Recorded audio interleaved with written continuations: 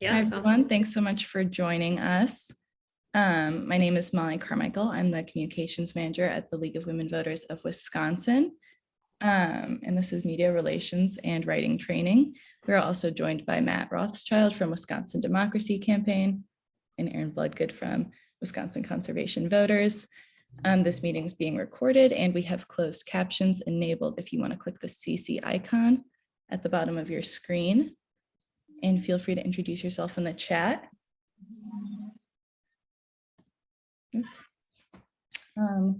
So today we're covering lots of topics revolved around the media and creating meaningful relationships.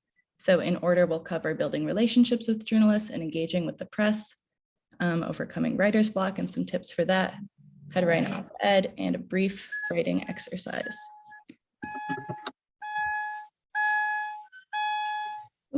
And can everyone please keep themselves muted?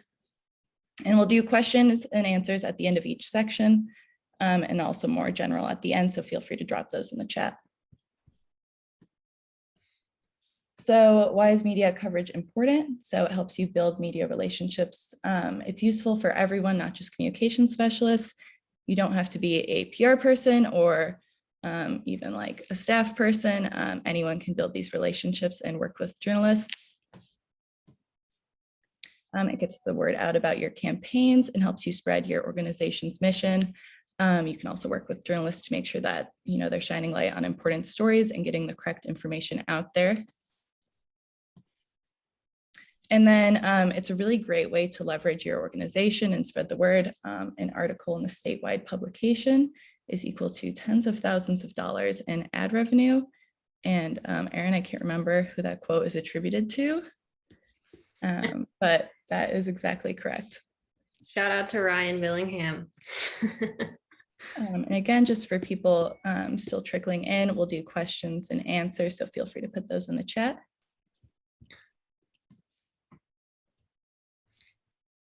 Cool. Hey, everyone. I'm Aaron Bloodgood. I am the communications manager with Wisconsin Conservation Voices and Wisconsin Conservation Voters. So I'll be talking about building relationships with reporters in the media. So just real quick, by show of hands, you can have a digital hand or your actual hand, but how many of you have worked with or built relationships with reporters before? Cool, so a bunch of people. Great.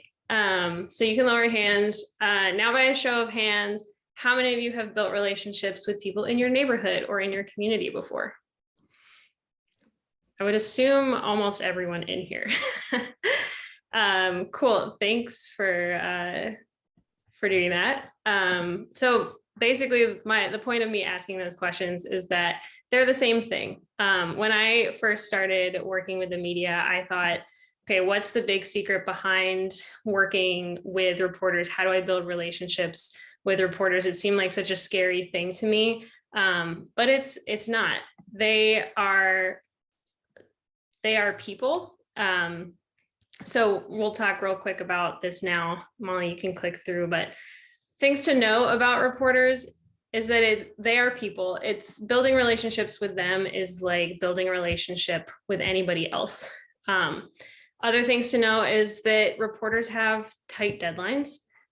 So they're often under the gun, and it's good to keep that in mind when you're working with them or pitching them. And then another thing to know is that they're always looking for quotes for their stories and often have, because of their tight deadlines, often have a limited time to find those quotes or people to be featured in the articles. So that's a really great opportunity for you to help them out, connect them with people that could give them a quote, especially us in our organizations. We are experts of what we do, so we can offer that value to them.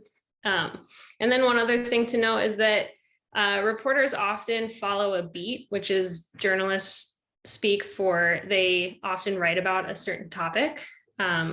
So do your research when you are pitching reporters and working with reporters, and like know what they cover, know what stories they're interested in writing.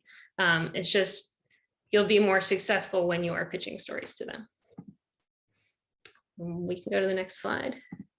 So some other tips for engaging with the press and with the media. So like I said before, build relationships like you would with anybody else. So start by making an introduction. Maybe you reach out to them because of a certain story that they've covered already, and that has to do with, you know, what you work on.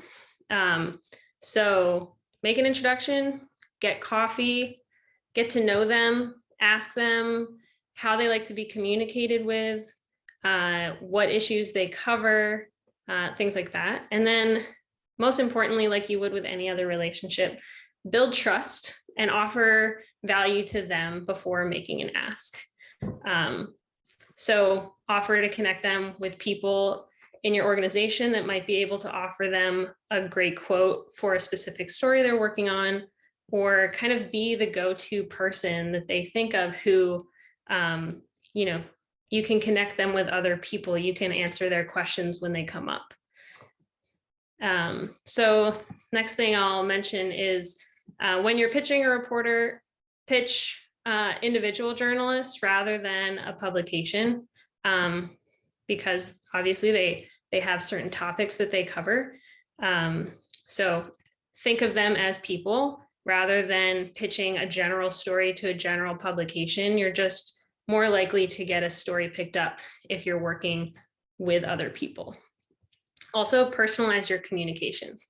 Rather than sending a pitch to your massive media list from your organization, you know, if you take the time to send personalized emails to certain reporters that are very specific to them, then you're going to have a much better chance of having your story get picked up. Also, leverage Twitter. So many reporters and journalists are on Twitter. I mean, most of them are on Twitter. And, you know, Twitter's a great way to engage with them as well. You know, it doesn't always have to be a personal email. You know, you can tag them on Twitter and give them a shout out for a great story that they wrote, or comment on their Twitter posts, or send them direct messages through Twitter. And then another tip as well is follow up with your contacts. I would say you would probably be ahead of most people if you take the time and actually follow up with reporters that you pitch, or even if you're just sending them an introduction email. They might be busy, so just take the time to follow up with those contacts. And then last thing I'll say is build your own media list. So our organization, we have an organization-wide media list that we use to send out to the reporters that have covered our work, but I also personally have my own media list in my contacts where I take notes with those different contacts. You know, I have more personal relationships, so I make sure that I keep track of that and kind of have my own mini list of people that that I know. So those are my tips. Matt, did you have anything you wanted to add to that section?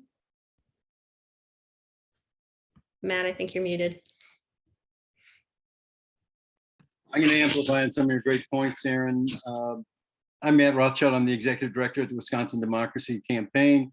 I want to say hi to a lot of friends and allies I see participating here in this webinar, and I'm grateful you could join us.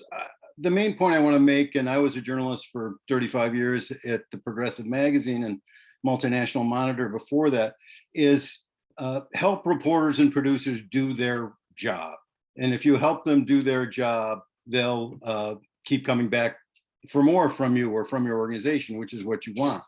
So as Aaron said, they're really busy and overworked. A lot of times they just need a quote. They need a quote for their story. Their story's 3/4 of the way done.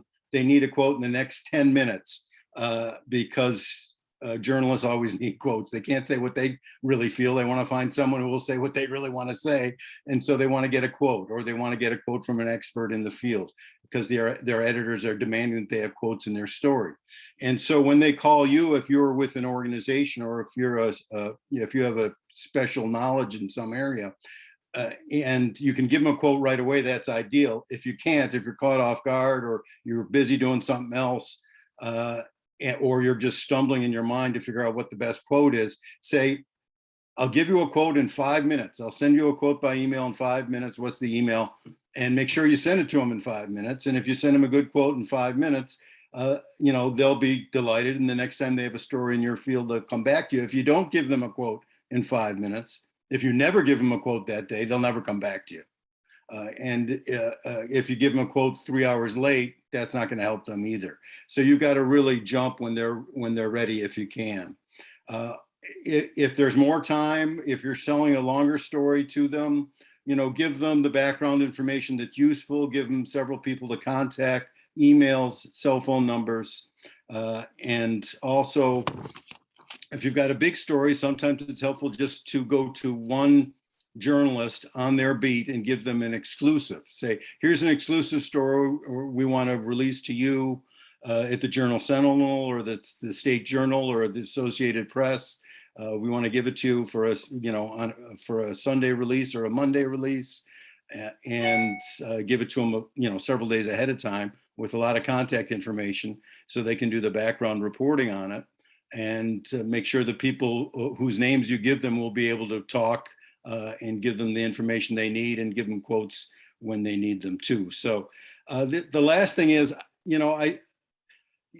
in cultivating reporters, it's as with cultivating relationships with anybody, it's nice to be thanked. Reporters like to be thanked. Everybody, likes to get praise. If you see a good story, send them an email or send them a note on Twitter or tag them on Facebook or whatever and saying, great story here. For instance, this morning, Dan Bice at the Journal Sentinel has a story about a ridiculous memo that the city attorney in Milwaukee, Spencer, sent out to all legal staff, telling them not to show any cleavage and not to have toes coming through their shoes or anything like that. I mean, it's just ridiculous. So, I sent Dan Bice a note on email just saying, great story, what century are we living in? Just stuff like that. And I think your executive director in the organization you're in should be able to establish relationships with some of the key reporters at the Capitol or in your field, and just do it, just make sure that they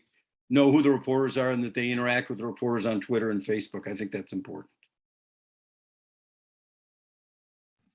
Were there any questions for this section before we move on to overcoming writer's block?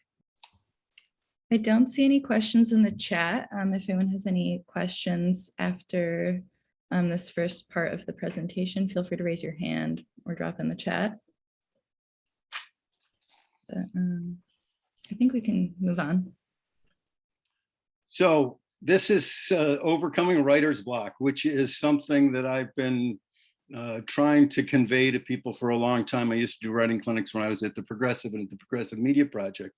And as an editor, writer's block is an infuriating thing to hear about, because you hear so many excuses from writers who can't deliver their story on time. It just gets frustrating. It's, the dog ate my homework kind of stuff. One time I had someone tell me that their article literally flew out the window and they couldn't get it in. But what I would hear most often from people is, I've got writer's block here. And I knew a former editor at the Progressive who was writing a book and just couldn't finish the book. And he said he had writer's block. Well, it's not a clinical condition, actually. It has a psychological component, but it's not in the DSM-5. I mean, it's not in the Diagnostic Manual of Psychiatric Disorders, writer's block. But what you are doing when you have writer's block is most of the time you are giving yourself too much pressure. You're putting too much pressure on yourself to produce something that's too good, that's something that's perfect, or something that's going to impress your boss or impress all your friends, or just be a magnificent piece of work. And that's just too much pressure. I mean, doing an op-ed or a letter to the editor shouldn't be a task that takes longer than, well, a letter to the editor shouldn't take longer than a half hour, and an op-ed shouldn't take longer than an hour. So you need to get over the writer's block to get that out the door. And if you're worried about producing something perfect, you'll never get it done. I mean, perfection is paralyzing. The idea to produce something great is is stultifying, and you won't ever be able to get it done. So what I just try to think about when I'm writing something, and everybody has writer's anxiety, we all do, even people who write every day like me. So recognize that it's natural to have that feeling, name the feeling. Yeah, I'm anxious about writing, but then get to it. And when writer's block isn't this emotional overburdening of yourself, it can be a misnomer, because it's not really writer's block, it's thinker's block. You haven't really thought about what you want to say, and then you can just go round and round in circles forever, which isn't helpful. But typically you will know what you want to say for the first point. Like, you're going to want to write about some policy, and your opinion about the policy, this, or say Gableman's investigation. Gableman's investigation stinks, and then you just want to point out why it stinks. And sometimes clarifying those points is what's tricky. So what I suggest is you just write down as many things as you can, kind of free association under, why Gableman's investigation is bad. And then you pick the 3 biggest points, and a lot of times when you're free association, writing down a whole list, they'll kind of group themselves into different categories. And so you'll, take one from the best 3 categories or something. But the main thing is, to get over writer's block, you've got to get to the computer first. How do you get to the computer if you're anxious and the anxiety is telling you to stay away from your computer at all costs? Well, you should use anger. Use anger as a fuel to drive you to the computer, because it'll get you there. And so you should start writing when you're angry. When you read something in the paper that really ticks you off, like the a leaked abortion memo for something. I'm sure we all felt anger about that when we heard about it. Use that anger to drive you to the computer. And then this is really crucial. Once you're at the computer and you've used the anger to get you there, and you've used the anger to get you to write your first sentence, which is Samuel Alito's leaked draft overturning Roe is a disaster. Then you've got to resist this huge impulse to get up and reward yourself and free yourself of any future anxiety of writing by getting up and going to do the laundry, or checking your email, or going on Twitter, or going on Facebook, or going to get a cup of coffee, or going outside to look at a bird, or whatever. Do not get up after you've written that first sentence, because if you get up after you write every sentence, even if it's an op-ed that's only 10 sentences long, you are going to take forever to get this op-ed done, and it should only take an hour. The other thing that will make writing an elaborate and onerous process, instead of just an easy task to accomplish in an hour, is if you Google in the middle of your writing process. Do not Google until you are totally finished with the first draft. So you get anger drive you to the machine. Then you've got to lash yourself to the computer while you keep writing, so you don't get up and reward yourself. And do not, whatever you do, do not Google to say, you're telling yourself, you're kidding, your brain is working against you here. Your brain is telling yourself, I got to check this quote. I've got to check this fact. I can't remember exactly what happened. I'm going to go Google. That is the devil talking in your ear. That is the devil saying, I can get away from this additional anxiety I feel about finishing this writing task by going to do something that's kind of related to the task, but it's not the hard part of the task. So I'm going to do the easy part, which is checking the fact. Once you do that, you might check the fact, but you're also going to then wander around Google for Lord knows how long, probably 20, 25 minutes. At the beginning, you'll be checking things that are tangentially related to what you're writing, and you're going to end up in Nowheresville, and you will have just wasted a half hour of your time.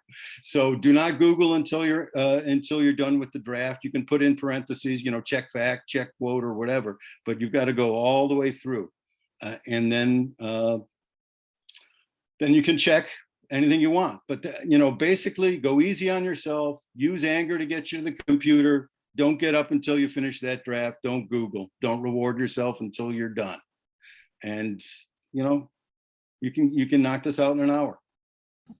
Yeah, my tip for not Googling anything is I mean, I'm guilty, absolutely, but I highlight quotes or pieces of words when I'm writing. I just highlight it in yellow so I know that it's something that I have to come back to or something that I need to fact check. But that way I stay in my Word document. Yeah, you don't want to get off your document because it'll take you a while to get back. Are there any questions specifically on writer's block? It's just not a good excuse, basically. I mean, this is the old editor talking, but I remember my father's 80th birthday, we were all supposed to give toasts. And one of my brothers said, well, you know, I wasn't inspired enough to come up with a toast. You know, that's just not a good enough excuse. You know, you've got to come up with something. And we're trying to change the culture here, the political culture. And so we all need to do our part and get our letters to the editor out and our op-eds out. And inspiration doesn't fly through the window and land on your shoulder unless you're William Shakespeare or John Keats. It's just not going to happen. And to the extent that inspiration arises, sometimes it arises when you're in the shower, or sometimes it'll arise when you're in the flow of writing. But to not write because you don't have inspiration, you know, I never would have written a word in my life.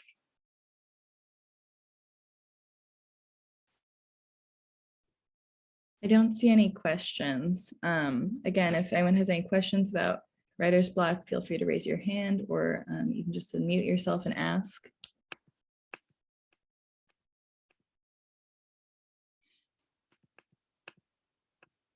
All right, should we move on then? And Yeah. do questions later. So I wanted to give some specific tips for writing effective op-eds. And the first one is your first sentence. Your first sentence should be 15 words or less, really short. And what I've experienced as an editor over the years is people, when they're trying to write their first draft of the op-ed, they're doing a lot of what I call calisthenics at the beginning. You're warming up to the topic. You're writing a lot of background that people already know about the news story. You don't need to recite or you know, rewrite the news story that you're wanting to comment on.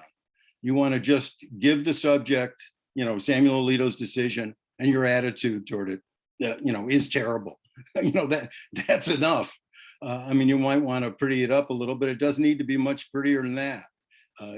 Because look, you want to get the editor's attention right away, because if you don't have the editor's attention, it's not going to see the light of day. And also you want to get the busy reader of the op-ed's attention right away. You don't want them worried about or wondering about what the hell is the subject of this op-ed. Unless you're Maureen Dowd, who gets away with doing that a lot. But, you know, for those of us who are not paid by the New York Times as columnists, you know, we should just go straight ahead, subject matter and attitude. That way we communicate as quickly as possible. This is what we're trying to do. We're trying to communicate with these op-eds or letters to the editor to as many people as possible, as efficiently as possible. And you know, we want to you know, people used to mock Trump because he talked with the 6th grade vocabulary. Actually, this is one of the instances where Trump was clever like a fox, because he was communicating to people widely in language that they understood. And in writing op-eds, we should do the same thing. We should try to communicate to as many people as possible. Typically, and this is a shrinking age, you know, it used to be op-eds were 750 words, and then they were 600 words, and then they were 500 words, and maybe now they're under 400 words. But sometimes you can find out at the newspaper by Googling the newspaper and saying, you know, outside columns word length or something, and they might give you the answer as to how long they want them to be. But, you know, I would shoot for about 400 words with an op-ed. That's enough room to say what you need to say and defend what you need to defend. So shoot for around 400 words, make 2 or 3 main points, and don't be afraid to number them. You know, a lot of times people think, well, if I go first, second, and third, or there are 3 reasons why Alito's decision is horrible. Number 1, you know, it's taken us back to the 14th century. Number 2, it's okay. And I do it all the time when I'm writing. I list the number. I say first, second, or third, or number one, number two, or number three. Why is that good? It's good because you're alerting the editor that you've clarified your points and you have three different things to say. You've alerted the reader. Your arguments are really easy to grab a hold of because you've segregated them and highlighted them. So don't be afraid. I know a lot of people think, well, this is dumbing things down. I think it's smarting things up, and you're doing the reader a favor, really. It's courteous to the reader to highlight the different points that you're making. My next number 4, this you'll get differences of opinion on this one from a lot of the gurus of messaging who say do not even mention what the counter argument is.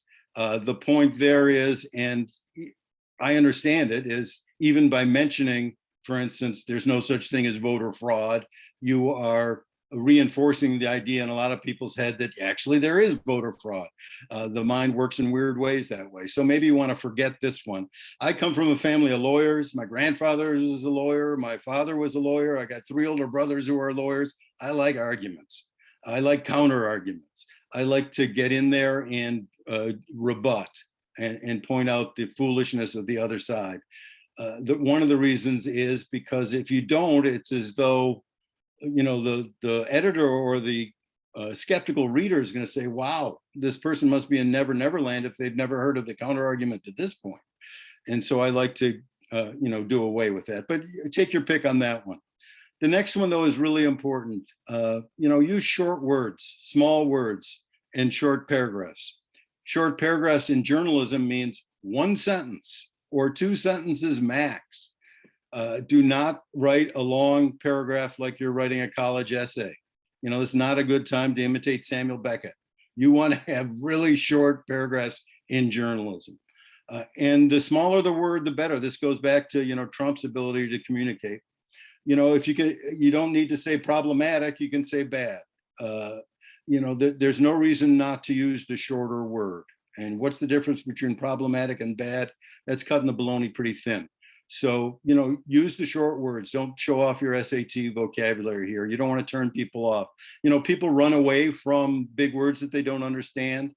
And you don't want to give them a reason just to A, think you're showing off, or B, think you're talking down to them, or C, just scaring them because you're using a word they don't understand. And I did this a couple of weeks ago. I said Voss was being obsequious when he went on that plane with Trump after hiring Gableman. And I was on radio later that day, and the host couldn't pronounce obsequious and said, Matt, why are you using such big words? I was like, man, I should have read my own tips here. I mean, so, I should have just said, he was engaging in, kiss-assery or something, didn't need to say obsequiousness. So short paragraphs, simple words. And then you should, well, every writing teacher will tell you not to use the passive tense. The passive is when you say a bill was passed by Senator Joe Blow. Well, Senator Joe Blow passed the bill or introduced the bill. Even worse, Odessa was bombed yesterday. Well, who bombed Odessa yesterday? Putin bombed, or Russia bombed Odessa, or Palestinians were killed in the West Bank. Or who killed the Palestinians in the West Bank? The problem with the passive sometimes is it hides the evil actor or the actor who's doing wrong things. I mean, you don't want to get Putin off the hook for bombing Odessa by hiding who the bomber was. And so don't use the passive tense in any event. Active verbs drive the language. The passive tense slows the language down. So any writer, instructor will tell you that. Now, the next part, acronyms. I don't like using abbreviations or acronyms unless it's CIA, USA, UN, or FBI. Even if you do the funky parentheses after the abbreviation, after the acronym to define what the organization is that no one's ever heard of. I mean, if someone's looking at an op-ed that's got a weird acronym in it, even if it's identified 2 paragraphs up, they're again going to run away.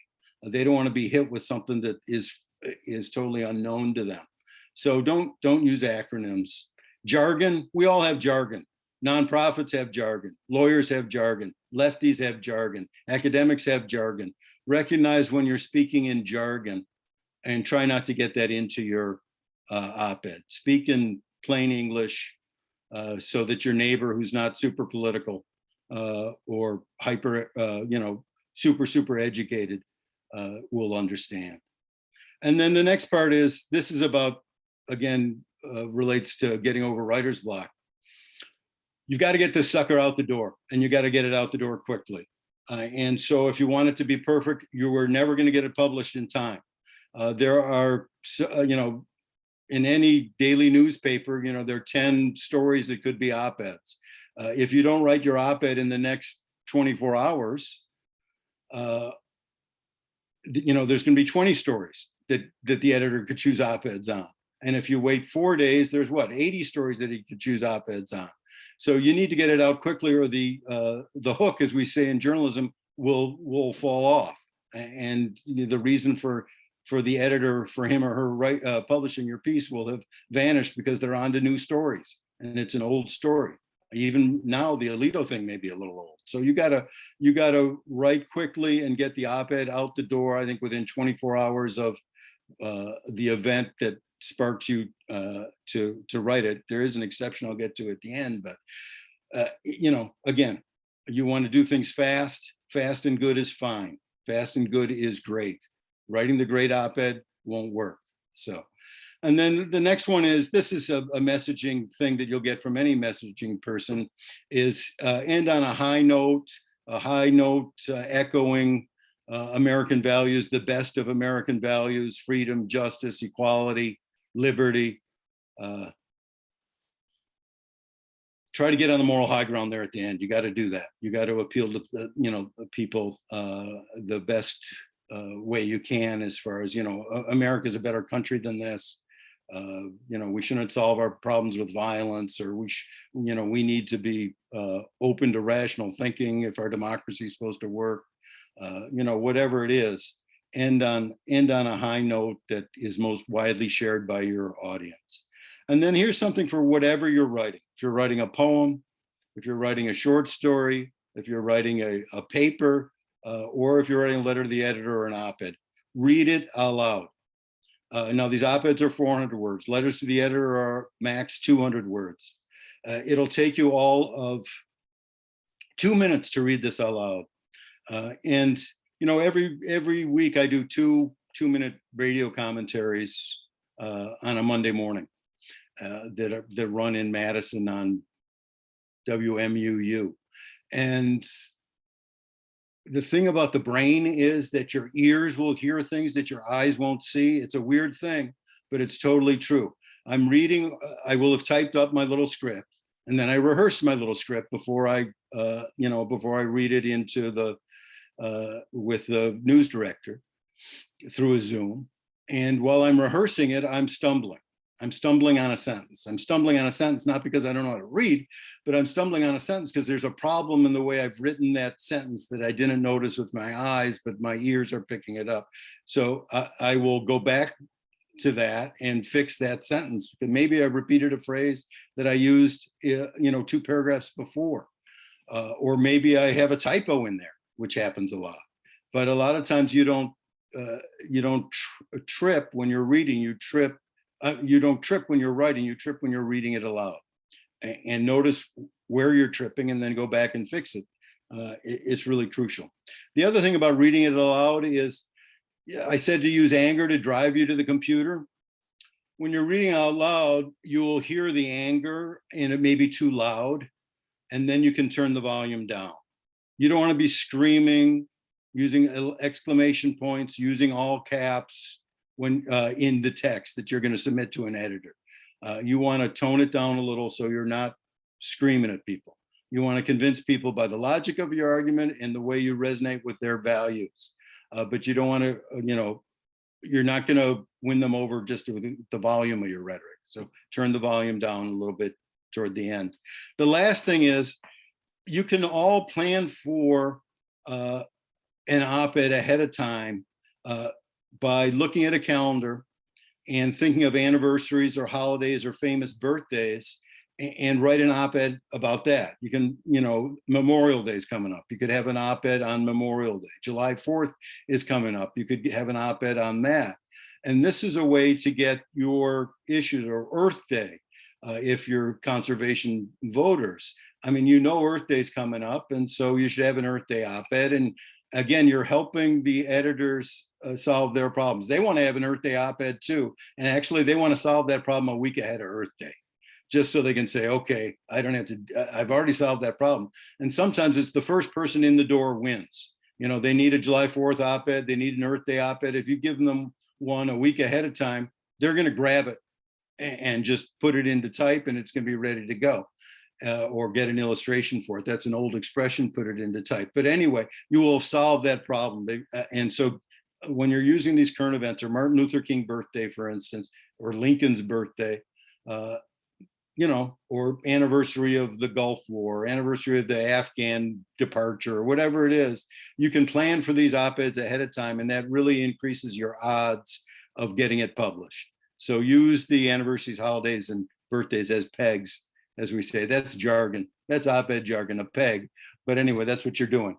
You're using those calendar days as a way to get your ideas in a way, even though may not be in the news that day or that week. So those are my tips for writing effective op-eds, and you all can do it. Everyone here on this Zoom webinar can do an op-ed in 1 hour. Thank you, Matt. It looks like the first question in the chat relates to like numbering your points. And someone asked if thirdly is a real word. Have you ever used thirdly? Yeah, I would go first, second, third, though, because thirdly is a little clumsy. So I would just say, there are 3 reasons why this Alito decision is awful, and just go first, second, and third. And then another question we have, it asks if a good op-ed should name names, and if that would create a response from those named, and if that's a good thing to create a response. Well, name names if the person's a public figure, if it's Robin Voss or Michael Gableman or Samuel Alito. You don't want to slander or libel someone, so make sure you're not accusing them of a crime that they haven't committed. But other than that, if they're a public figure, it's fair game. And so, yeah, I mean, if it's if it's the person who's done the action, a public figure, name the names. If it's a private person, I wouldn't. But certainly public figures, President Biden, Donald Trump, McConnell, Ron Johnson, this is all fair game. They're public figures. Unless you have malice and total disregard for the truth, they will not be able to sue you. And, especially in an op-ed, which is opinion, you're in the clear. I do want to mention one other thing on writing, on small words, short paragraphs, I forgot to say. You will not be struck down by lightning if you start a sentence with and or but. You can tell your 8th grade English teacher or high school English teacher or college English teacher even, that you are going to do something naughty and you're going to start a sentence with and or but, or you could be really naughty and start a paragraph with and or but. We do it all the time in journalism. It's fine. You will not get run over by a bus after you do it. And so it's the easiest way to join 2 points. So start those sentences with and or but, and start those paragraphs with and or but. And then someone asked if a person running for office is considered a public figure. Yes, for sure. But you don't want to go after their private peccadillos. I would just talk about their, you'd say anything about their public issues. I'd leave their private lives alone unless it's, whatever his name is, Cawthorn or whatever his name is, who's been, making a fool of himself. But yeah, if it's about their policies, you can say anything you want. And then someone explained that they've noticed a time lag between when they submit an LTE and when the letter is published. Sometimes it's a matter of days. When does a letter become stale? And then also, is it okay to submit a letter more than once? Yeah, a letter becomes stale. I don't know. What do you think, Aaron? I would say after a week, probably. And part of it is spacing by the editors. They may have a lot of letters right away, in the next 2 days that they wanted to get in, and then they have a slow period for letters, and then they'll put it in when they can sometime in the next week. After that, I think it gets probably too old. I don't know. What do you think, Aaron? Yeah, that sounds about right to me. I mean, a week seems like the right amount of time. And also, if there's a lag in time between you submitting a letter and it being published, like Matt was mentioning before, the editors are trying to get a bunch of content out and may have content ready to go, or it may take them a couple days to get something edited and put into a paper. So I don't think it's cause for concern if it's just a couple days of lag time. And I would not submit the same editor to different papers at the same time. If you want to, you can write on the same subject, but don't give them the same language word for word. But I would send one letter on one subject to one newspaper, and then on another subject to another newspaper in any given month. A lot of newspapers say don't want more than one letter from the same person more than once a month. That's some rule that some papers have. But yeah, I wouldn't send the same letter or the same op-ed to two papers at the same time. And then we have another question. So how is online publishing, now that online publishing is the primary way of content distribution, is this an advantage or disadvantage in terms of getting pieces published, or is it kind of a wash? Well, I don't know the answer to that, to Ryan's tough question there. I think again, it puts a preference or a real value on speed again. So if you can get things out fast, the rabbit's going to win, not the tortoise. Some newspapers, though, with online publishing, it's hard to figure out where their letters page is or where their comments are, and so that's not as obvious. And some legacy places like the Journal Sentinel are publishing fewer and fewer print op-eds than ever before, so that's a problem too. But there are ways to get, like the Wisconsin Examiner will take a lot of outside opinion pieces, and so that's a place to think of. It's a relatively new online newspaper that's published by Ruth Conniff, and you can go to their website and see about submitting columns. Also, WisPolitics will take opinion pieces from organizations all the time, so make sure you or your organization avail yourself of that. Let's see, and then Dorothy had a question. What's the right balance between being too erudite and too folksy? What does erudite mean? No, I'm kidding, but I would never use erudite. And I would be folks. The balance is way over on the folksy side.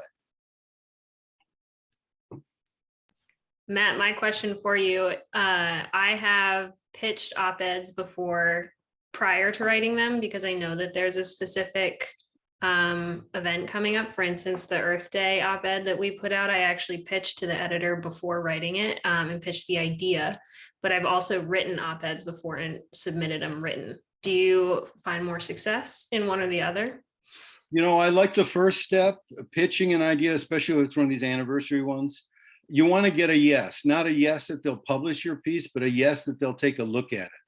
And so if it's 10 days before Earth Day, I would send an email to the op-ed editor and say, we'd love to submit an op-ed to you on Earth Day, which is coming up. Would you take a look at it?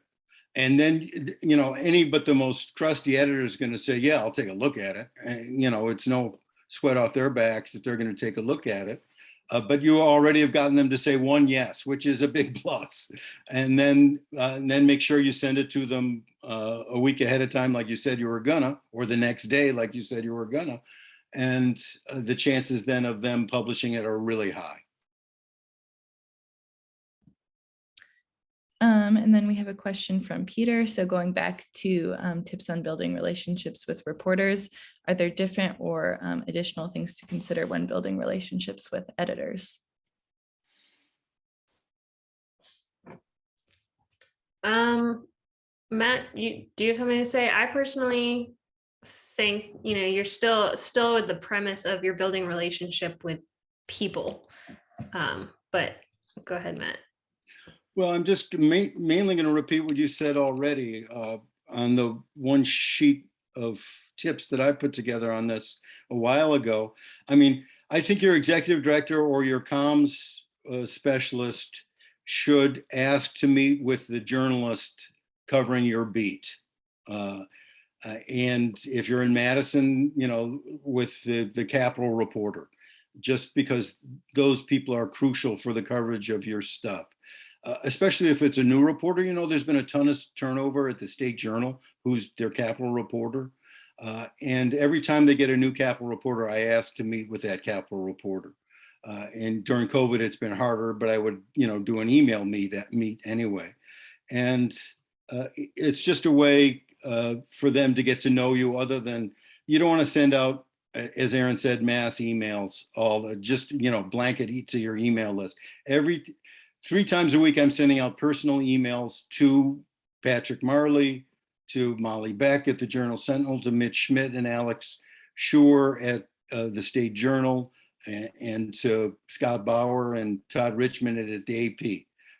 It's the same thing I'm sending to everybody, but I might personalize it. I hope you had a nice weekend if it's a Monday, or have a nice weekend if it's a Friday, just so they know it's not a mass email. And then during the week, I'll try to, make some contact with those reporters on email, sharing their story or just commenting on something they've done. But I just think building that relationship, and especially if it's a new reporter, introducing yourself to the new reporter is really key. Mhm. Yeah, and also with editors versus writers or reporters, I think it goes back to just doing your research and knowing, maybe a small paper only has 4 full-time staff members and the editor is sometimes doing the writing, or, just do your research and look at their job description or get to know what they actually do, and, talk to them, personalize your communications based on what they specialize in. Dorothy asks about trite words and phrases. I mean, I'm allergic to cliches. I hate cliches.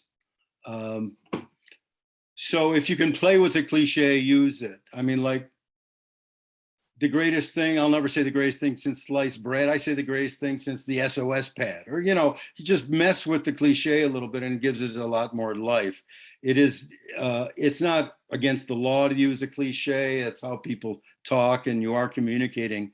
But, deer in the headlights is a real cliche that writers use way too much. And it bores me to tears. And there's a cliche here as a longtime reader and writer, to have cliches thrown at me. So, and then as far as repetition, I don't, the only repetition I'll give is sometimes an echo from the first sentence to the last sentence. But usually I try not to repeat myself. You don't have space to repeat yourself. And no one, and people like me don't, I say I got it the first time. I don't need the repetition. But a writer's device is to, play with the first sentence and the last sentence, which gives a sense of symmetry to the writing.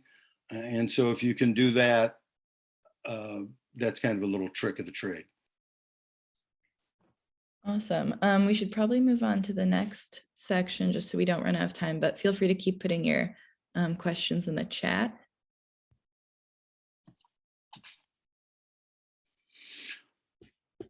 So this is just a writing exercise. I want each of you to take 5 minutes. It's 12:50 now, and we'll come back at 12:55. I want each of you to write a sentence, your first sentence of an op-ed, 15 words or fewer, subject matter and attitude. That's all you need. Pick any topic you want to write about, or here 4 if you can't think of one, but give me your first sentence. In 4 minutes now, I'm going to ask a couple brave people to read your sentence aloud, and I will edit it on the spot.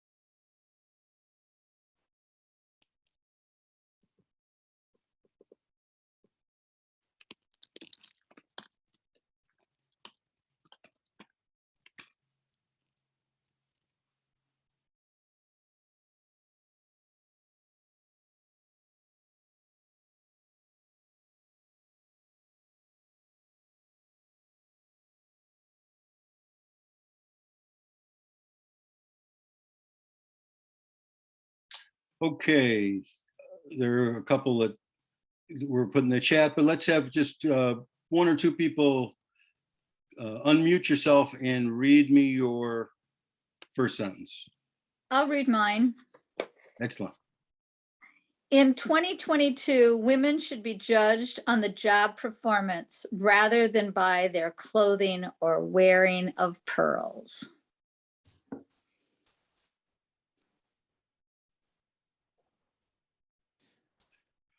So I like that, but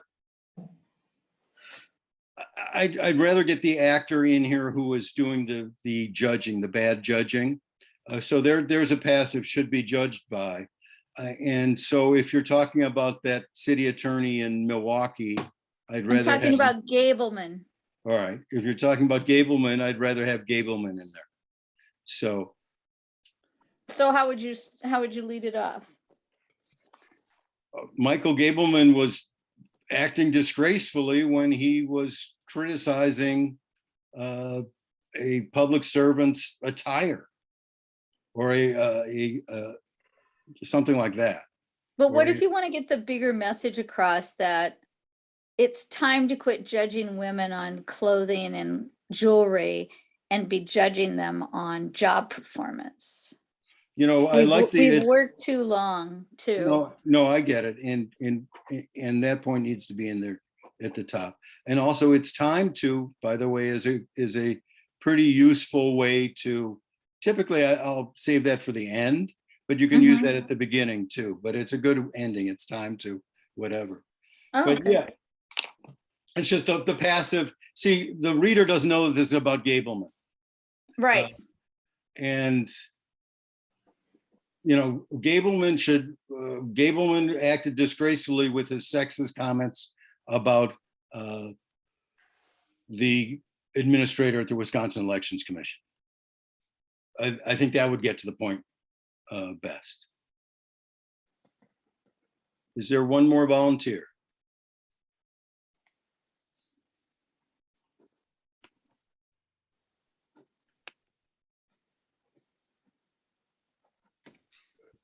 Go ahead, Jeannie. I've got one. Yeah. Okay, this is Jenny. I can't believe that at age 74, I'm having to fight for women's rights again.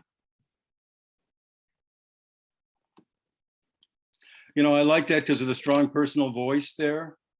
So there's nothing, you know, I don't find anything wrong with that really, because you've got your, the subject there is women's rights. You've got your strong opinion there. I think that's fine.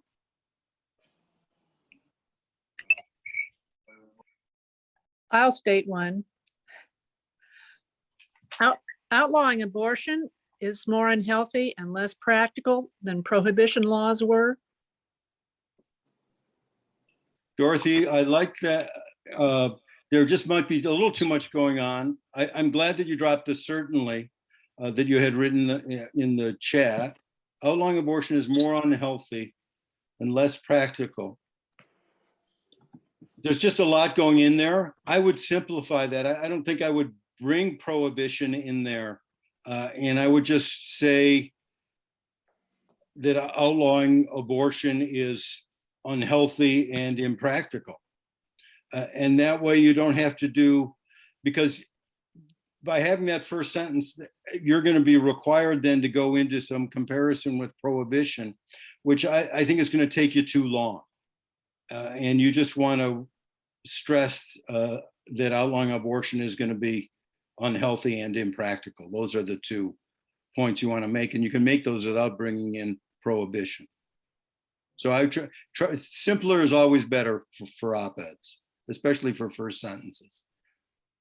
And if you wanted, you know, further down in, you could make maybe a side paragraph, but you don't have a lot of room for them on prohibition. But again, my hunch is steer clear of that.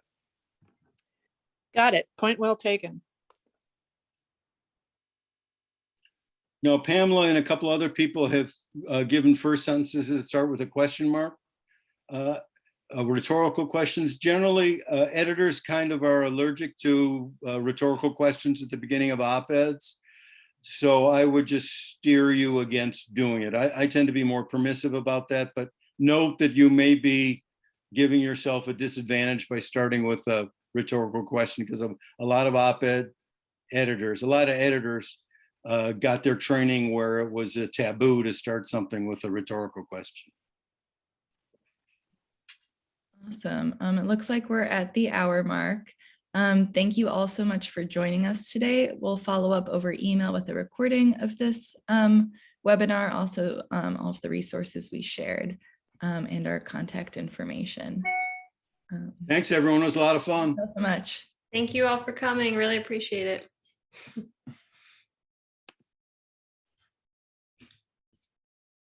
Bye. Bye-bye now.